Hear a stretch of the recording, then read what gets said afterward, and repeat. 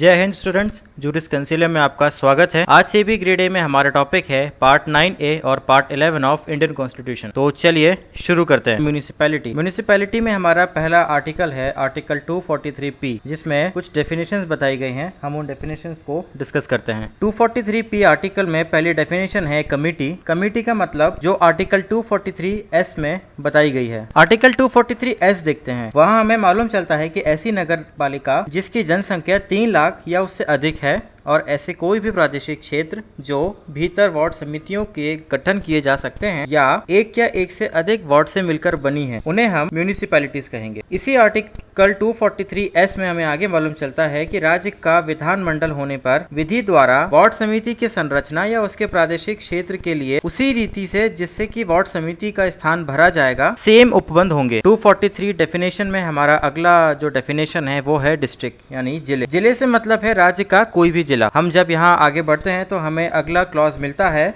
महानगर क्षेत्र। महानगर क्षेत्र में 10 लाख या उससे अधिक जनसंख्या वाला कोई भी ऐसे क्षेत्र आते हैं या जिनमें एक से अधिक जिले आ सकते हैं या 2 से अधिक नगर पालिकाएं आ सकती हैं या पंचायतों या अन्य संलग्न क्षेत्रों से मिलकर बन सकती है या फिर राज्यपाल इस भाग के लिए लोक अधिसूचना द्वारा महानगर को चिन्हित कर सकते हैं। हमारी अगली डेफिनेशन है नगर पालिका, जो आर्टिकल 243S में दी गई है और उसे हम डिस्कस कर चुके हैं। पंचायतों की परिभाषा आर्टिकल 243B में दी गई है। आर्टिकल 243B कहता है कि प्रत्येक राज्य में ग्राम या जिला स्तर पर इस भाग के उपबंधों के अनुसार पंचायतों का गठन किया जाए। आर्टिकल 243B का खंड 2 कहता है, खंड 1 में किसी बात के होते हुए मध्यवर्ती स्तर पर पंचायत का उस राज्य में गठन नहीं किया जा सकेगा जिसकी जनसंख्या 20 लाख से कम होगी। हमारी अगली परिभाषा है जनसंख्या। इसमें आगे कहता है कि ऐसे अंतिम पूर्ववर्ती जनगणना में अभिनिश्चित की गई जनसंख्या विपरीत है जिसके सुसंगत आंकड़े प्रकाशित हो चुके हैं। हमारा अगला अनुच्छेद है अनुच्छेद 243Q, जो कि नगर पालिकाओं के गठन के बारे में बात करता है। यहाँ हमें उपबंध मिलते हैं कि किसी संक्रमणशील क्षेत्र के लिए अर्थात ग्रामीण क्षेत्र से या नगरीय क्षेत्र से या जिसमें नगर पंचायत हो, चाहे वह किसी भी नाम से ज्ञात हो, या किसी ऐसी लघुत्तर नगरीय क्षेत्र के लिए नगर पालिका परिषद या बृहत्तर नगरीय क्षेत्र के लिए नगर निगम, तो नगर पालिकाओं का गठन किया जाएगा। यानी कि अगर ऐसी कोई भी जगह जहाँ पे नगर पंचायत,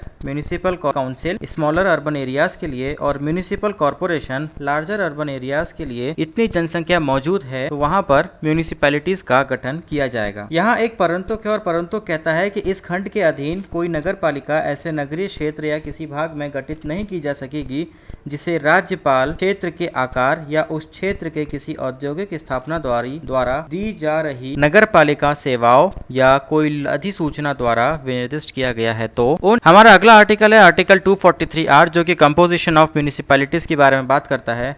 यहाँ हमें मालूम चलता है कि नगर पालिका प्रशासन का विशेष ज्ञान और अनुभव रखने वाले व्यक्तियों को लोकसभा के ऐसे सदस्य, राज्य की विधानसभा के ऐसे सदस्य जो निर्वाचन क्षेत्रों का प्रतिनिधित्व करते हैं या जिनमें कोई नगर पालिका क्षेत्र पूर्ण या भागता समाविष्ट है, ऐसे लोगों का नगर पालिकाओं में नियुक्त किया जाएगा। यहाँ पर एक परंतु है और वो परंतु कहता है कि पैरा 1 में विनिर्दिष्ट व्यक्तियों को नगर पालिका के अधिवेशनों में मत देने का अधिकार नहीं होगा। अगला परंतु कहता है कि किसी नगर पालिका के अध्यक्ष के निर्वाचन की रीति राज्यपाल द्वारा उपबंधित की जाएगी। हमारा अगला आर्टिकल है आर्टिकल 243U, जो कि ड्यूरेशन ऑफ म्यूनिसिपैलिटीज के बारे में बात करता है, नगर पालिकाओं की अवधि आदि के बारे में बताता है। हमारा खंड 1 बताता है कि कोई भी नगर पालिका तब तक बनी रहेगी जब तक या तो उसे अधिसूचना द्वारा खंडित ना कर दिया जाए या अपने पूर्ण काल यानी 5 वर्ष को पूरा ना कर ले।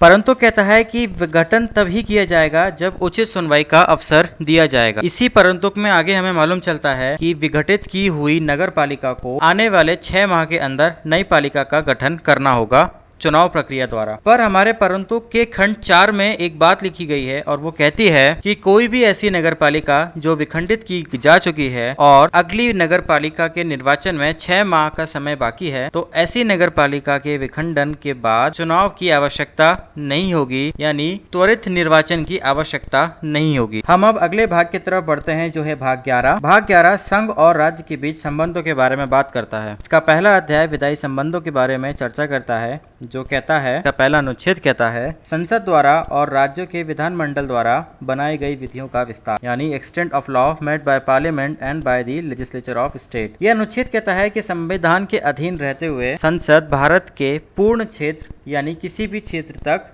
जहां तक भारत का विस्तार है, और भारत राज्य यानी भारत के राज्य की विधानमंडल जहां तक उस राज्य के क्षेत्र का विस्तार है, वहां तक किसी भी भाग के लिए भारत कोई भी विधि बना सकेगी। इसका खंड 2 कहता है कि संसद द्वारा बनाई गई ऐसी कोई भी विधि सिर्फ इस आधार पर अधिमान्य घोषित नहीं की जा सकेगी जो क्षेत्रातीत परिवर्तनित होगी, यानी एक्स्ट्रा टेरिटोरियल ऑपरेशंस रखती होगी। हमारा अगला article disputes relating to water से संबंधित है। आर्टिकल 262 कहता है, adjudication of disputes relating to water of inter state rivers और रिवर्स वैली, यानी अंतरराज्यीय नदियों या नदी दोनों के जल संबंधी विवादों का नया निर्णय। आगे यह आर्टिकल कहता है कि संसद विधि द्वारा अंतरराज्यीय नदी दोनों या उनमें जल के प्रयोगों या वितरण या नियंत्रण से संबंधित विवाद होने पर या परिवाद होने पर केंद्र सरकार न्याय निर्णयन के उपबंध कर सकेगी। इसी अनुच्छेद का खंड 2 कहता है कि यदि कोई विवाद ऐसा जो नदी नालों या अंतरराज्यीय नदी दोनों के जल प्रयोग के संबंध में उत्पन्न होता है, का विवाद संसद द्वारा विधि के अनुसार उच्चतम न्यायालय